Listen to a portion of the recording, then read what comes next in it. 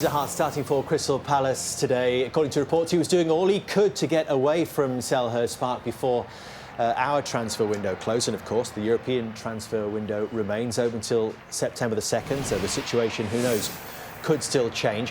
Why did they have to bring him back into the group straight away, Ashley? Why did he have to start today? Because he's a quality player. He's a threat. He's probably one of, if not Crystal Palace's best players. And if his mind is right, for me, he's a definite starter. You have to play him. Would you have liked to have played against him? No. I've already been embarrassed by Ronaldo on the internet. Imagine me against him now on the internet. Was it an easy decision, do you think, for Roy Hodgson to make, to integrate him back into the group? Obviously, there have been conversations. The players themselves know how important he is to their cause. I mean, the stats are ridiculous when he doesn't play, the difference when he plays and he doesn't play. So the conversations would have taken place with I would imagine, the chief executive and the agent. Ultimately, it comes down to the manager and the player. But then does it make it easy for Roy in some senses? Because he can say, look, that was Steve Parish's decision not to sell you. No. I want you to play for me. That's where it comes down to. Roy has then got to schmooze them and get them back on side.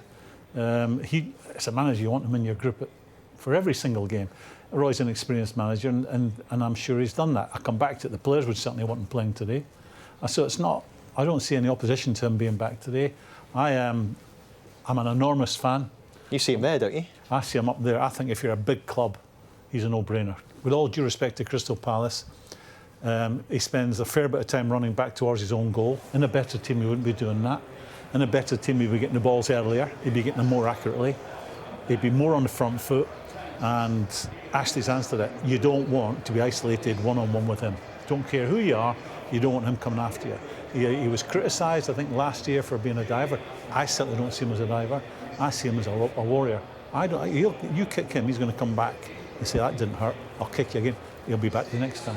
I see him a proper player. Certain newspaper this morning, I read that he was a Barcelona Real Madrid player. I see him as that. I really do. OK, you know, these are teams that can carry big squads and pay big wages.